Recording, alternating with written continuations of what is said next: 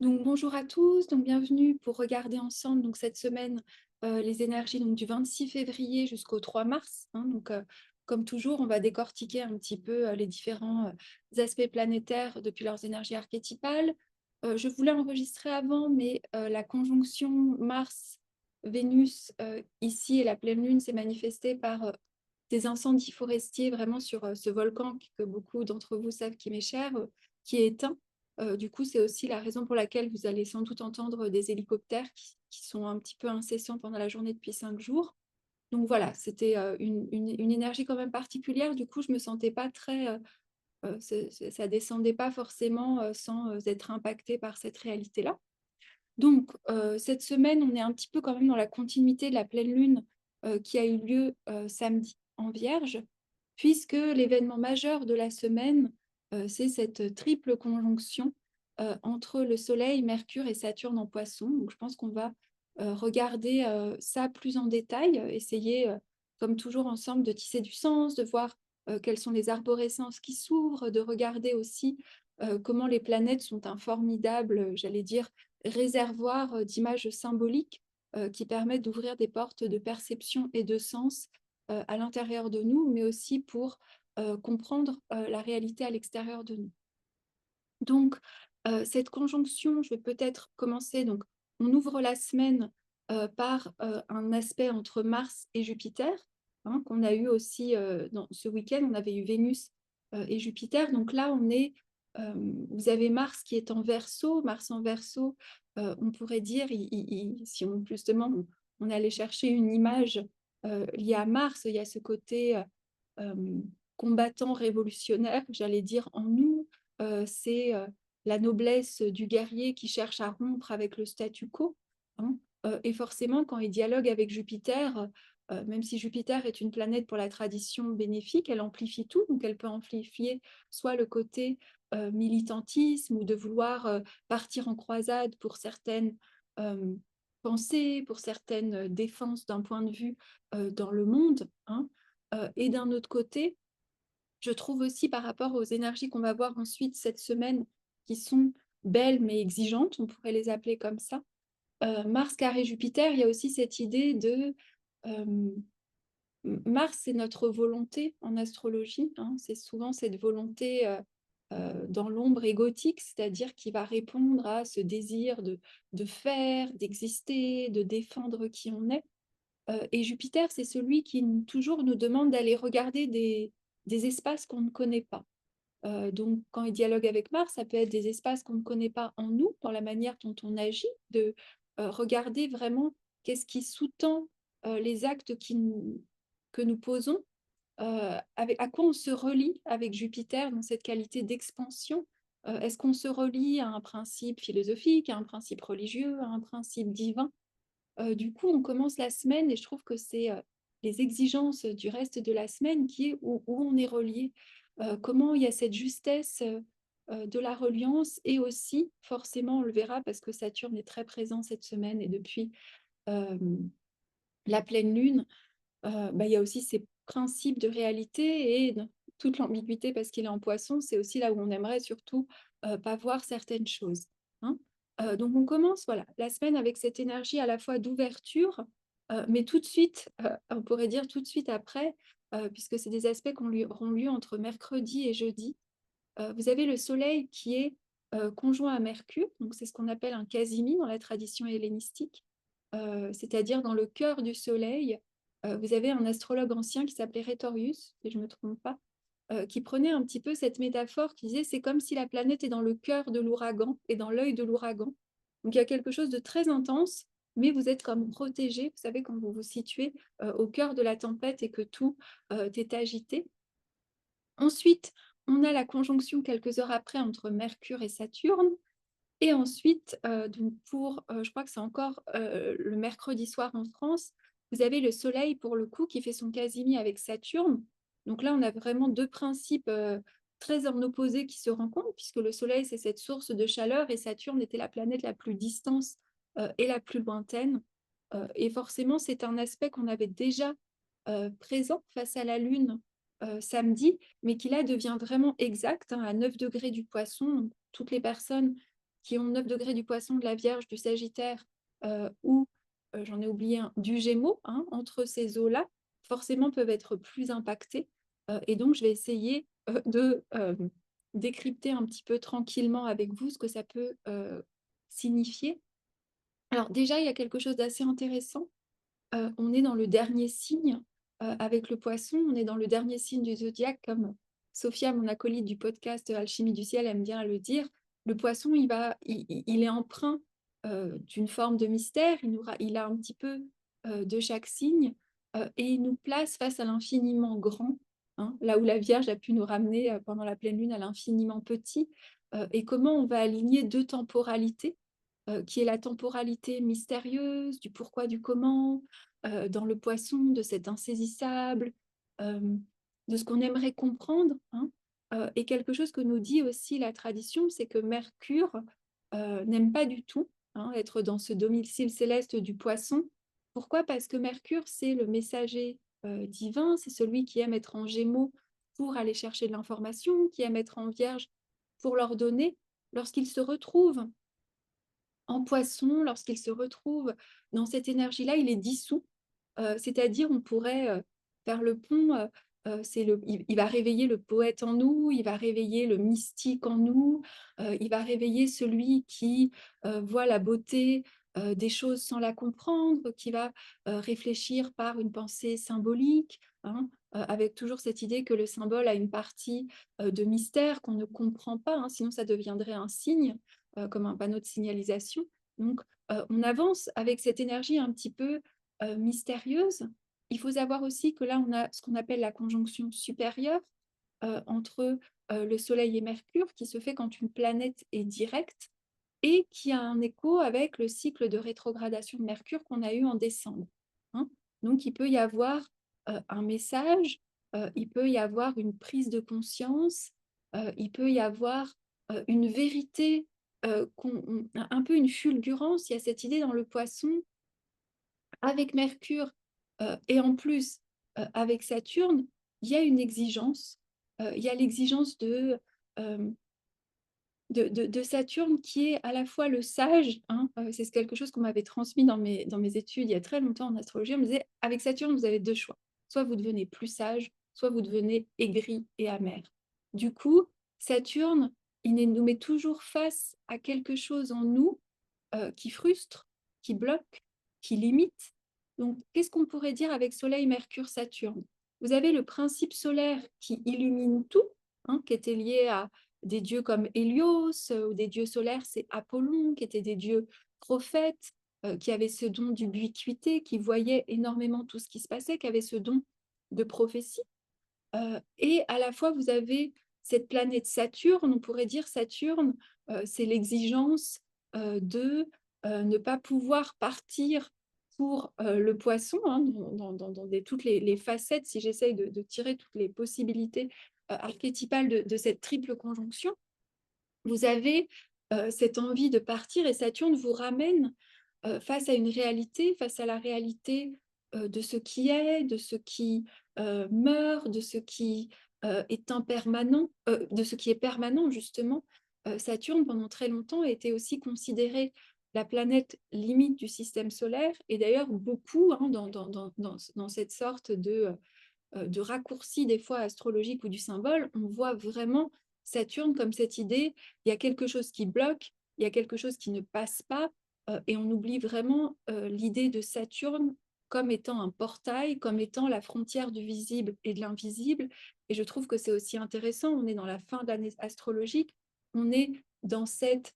euh, oui, il y a quelque chose de l'ordre de la fin et quelque chose qui recommence. Donc on est vraiment dans ce portail entre le temps qui est fini, la matière qu'on a vue, et l'éternité. Bon, pour revenir à quelque chose peut-être de plus terre à terre et pragmatique, c'est un petit peu difficile avec le Poisson. Donc là, on est dans une triple conjonction qui, comme le Soleil est conjoint à Mercure et le Soleil est conjoint à Saturne, c'est ce fameux quasimi, maintenant de plus en plus de mots utilisent ce terme qui était le terme utilisé, qui veut dire être dans le cœur du Soleil, et donc la planète est régénérée. la planète est régénérée, je vous le dis à chaque fois parce que j'adore, il y avait cette idée qu'ils étaient dans la chambre initiatique et du coup, Mercure se fait initier par les rayons du Soleil, quelque part il renaît, et Saturne aussi. Donc, ça peut nous donner la possibilité, dans ce jour-là, après il y a un processus parce que la planète va continuer à s'éloigner du Soleil, mais va aussi avec cette difficulté, c'est-à-dire que, vous savez, c'est comme si on est illuminé, on a cette fulgurance et ensuite, bah, il faut revenir dans le monde, on pourrait dire, descendre de cette protection solaire qui nous a été donnée pour voir si vraiment on peut mettre ces choses-là ensemble. Saturne-Mercure, Saturne-Mercure-Soleil, il y a quelque chose entre la foi et la confiance. N'oublions pas que le poisson est un signe où le domicile céleste est le domicile céleste de Jupiter, d'un Jupiter féminin pour la tradition. Donc il y a quelque chose qui nous parle de la foi, qui nous parle du mystère, qui nous parle d'une amplitude de notre compréhension de la vie, qui nous parle de la reliance au sacré, de la reliance à ce qui est mystérieux, à ce qui n'est pas dissible. Avec Mercure, on ne peut pas forcément l'articuler vraiment concrètement, mais avec Saturne, on est mis face à quelque chose qui, je trouve qu'il y a ce défi ou cette initiation de la foi, euh, d'accepter de ne pas tout comprendre, de trouver une forme de silence en se sentant en verticalité, en restant vraiment connecté à cette ligne du poisson, à ce fil d'or de l'invisible, tout en sachant que tout ne nous est pas révélé, que peut-être l'apparence de Saturne semble au contraire nous bloquer de pouvoir voir que derrière la fameuse limite qu'on peut rencontrer, que ce soit dans notre confiance dans la vie, dans notre confiance dans la relation, dans notre confiance dans le mystère, il y a quelque chose qui est une porte de passage. Donc on pourrait vraiment voir cette conjonction comme un passage entre ce qui est de l'ordre de la réalité, ce qui est de l'ordre de l'immatériel. Et avec Saturne, Mercure, il y a une exigence. L'exigence de Saturne, c'est l'exigence d'essentialiser Mercure. Et Mercure en poisson. Alors, Mercure en poisson, vous pouvez partir dans les délires les plus fous de avoir compris le sens de la vie profond, des délires très mystiques, hein. J'ai rien contre, hein, je pense que vous me connaissez depuis le temps et vous m'entendez aussi les faire.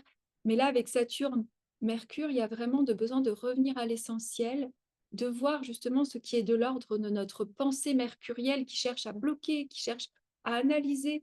C'est comme si la lumière du soleil, donc il y a vraiment quelque chose de très lumineux qui veut descendre, qui veut nous informer peut-être de restructurer la façon dont on appréhende toute notre conception mystérieuse du monde, toute notre conception de l'invisible.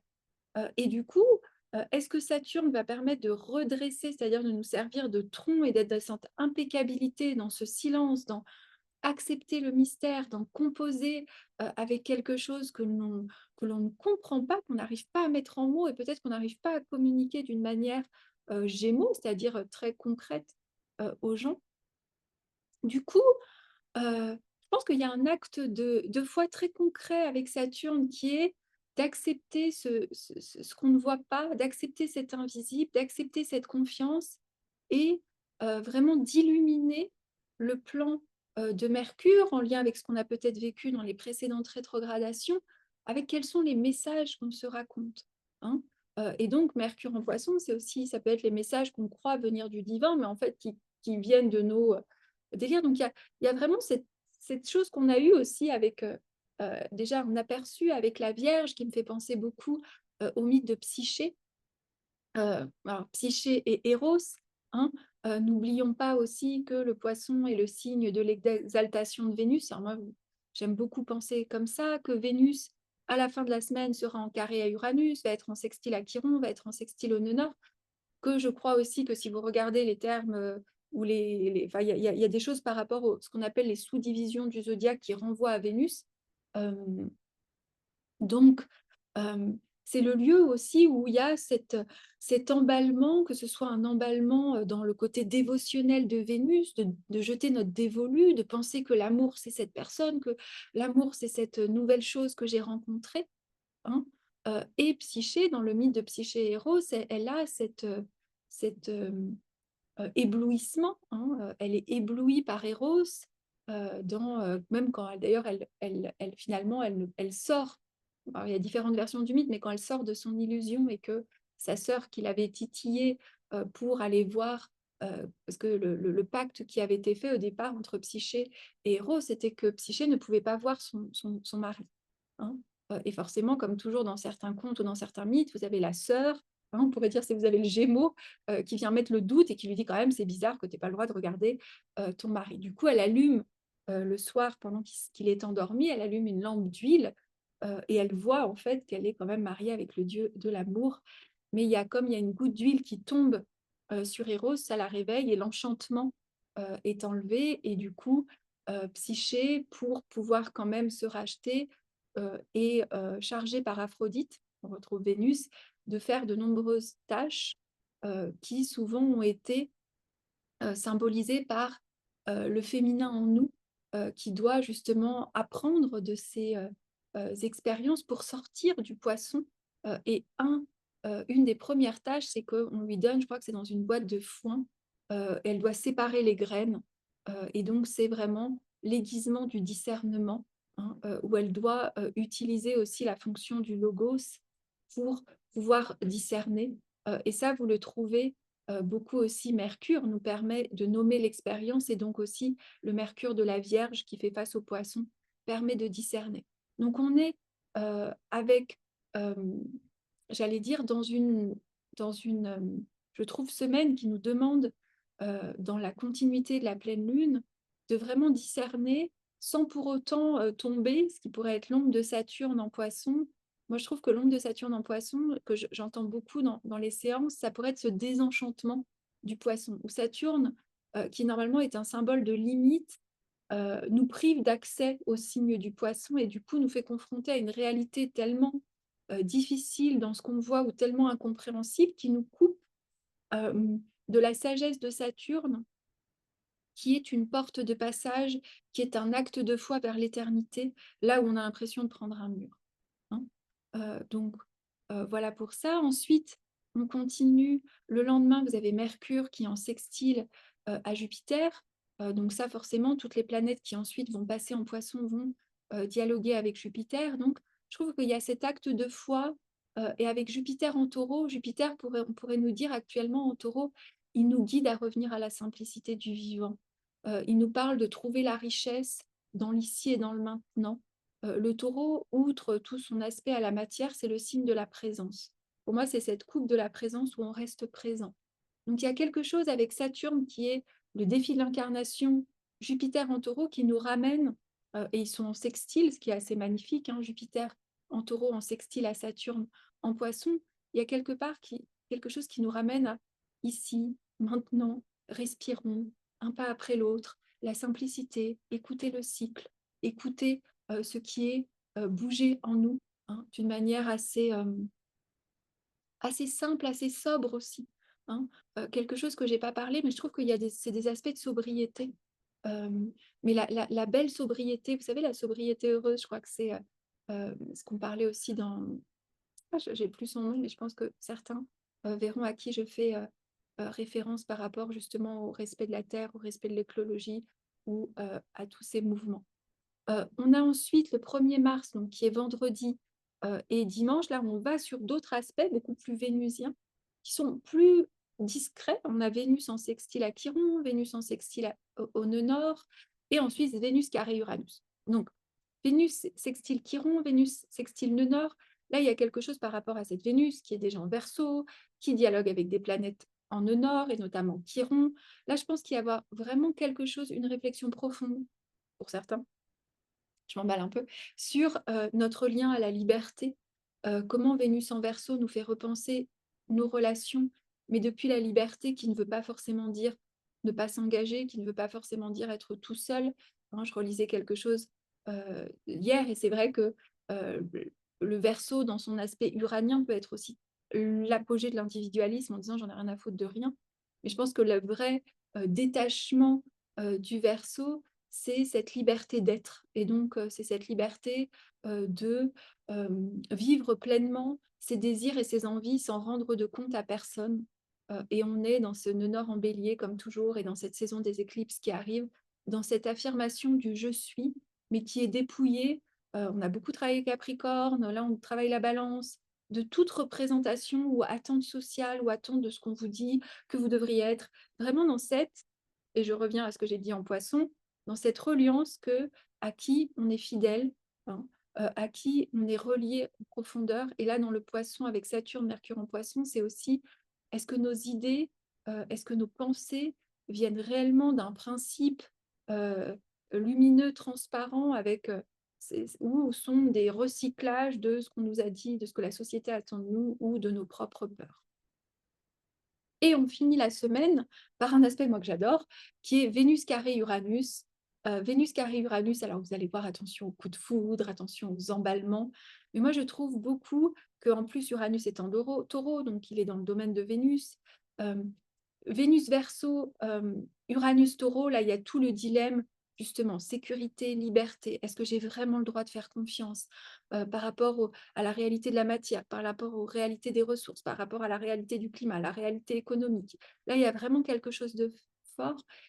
Et il y a une force dans Vénus carré Uranus, mais de se foutre la paix. Je n'ose pas vous dire le mot en anglais que dans mes séances, bon, mais vraiment, vous savez, mais je m'en fous, allez, vous, voilà, hein, je ne sais pas si je serais censurée si je dis le mot, du coup je ne le dis pas, mais vraiment ce côté, mais j'en ai rien à faire, mais cette fidélité vénusienne avec une Vénus en Verseau qui se dit, mais je suis fidèle à cette foi profonde, à cette je ne sais pas comment dire, à quelque chose qui ne rendrait de compte qu'à vous-même, mais à aucun de ces trucs de blablabla qu'on voit partout, ou des gens qu'on voit partout, qui nous font croire que la vie c'est ça, qui nous font croire que la spiritualité c'est ça, qui nous font croire que l'abondance c'est ça, qui nous font croire que le business c'est ça. Là, il y a vraiment quelque chose, si vous voulez.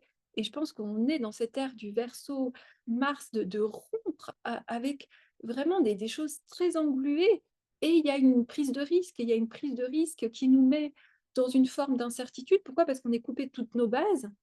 Et à la fois, je reviendrai, je bouclerai là-dessus, il y a ce Soleil, Saturne, Mercure qui vous dit, mais si je reste aligné à cette confiance, à cette foi, à ce principe, seulement c'est difficile parce que beaucoup de gens ne le voient pas. Parce que même nous, des fois, on l'oublie. Du coup, n'oublions pas qu'on vient d'avoir la pleine lune en Vierge qui nous a rappelé que l'infiniment grand se lit dans l'infiniment petit, et que c'est dans les petites choses et dans les petits alignements, et c'est dans la dentelle qu'on garde cette foi. Donc voilà pour cette semaine. Je me suis un peu emballée, je crois, mais c'est pas grave, hein, si je prêche de s'en foutre de tout et que je suis ascendant Verseau, on y va. Donc je vous dis à vendredi.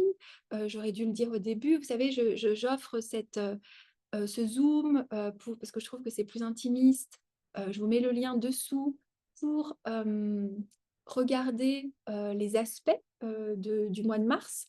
Voilà, donc je suis aussi disponible pour les séances. Donc pour les séances, pareil, des fois j'oublie de partager. Donc il y a les séances de Révolution solaire qui sont les plus accessibles, elles sont à 75 euros, qui vous permettent de regarder pour les poissons et pour les béliers ou pour les berceaux un peu plus en retard. Alors, je les complète aussi avec vos transits, mais ça vous donne un petit peu pour célébrer votre naissance, hein, les énergies qui arrivent.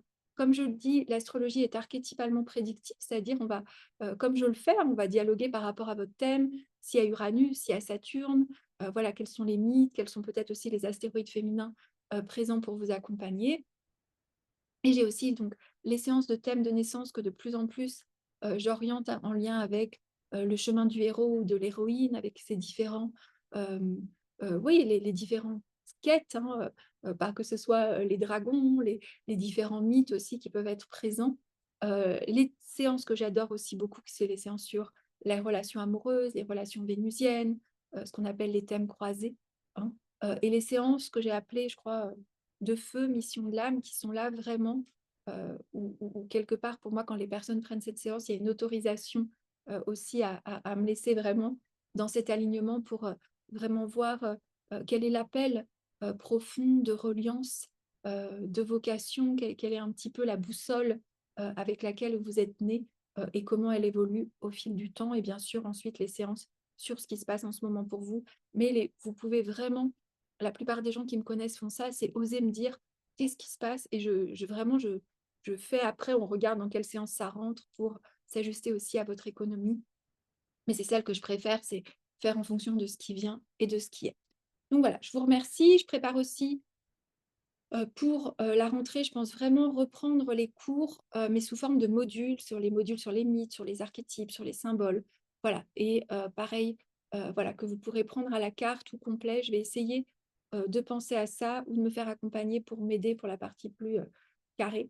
Mais, je vous souhaite à tous une très bonne semaine et je vous dis à la semaine prochaine. Donc je pense que, j'essaierai d'enregistrer avant parce que voilà, je partage peu de moi, mais là, je vous partage, je vais réaliser quelque chose que j'ai toujours voulu faire, c'est que je ne savais pas qu'il y avait au Guatemala, c'est que je vais aller voir les baleines dimanche prochain. Du coup, j'essaierai soit après les baleines, soit avant les baleines, de vous enregistrer le petit oracle. À bientôt!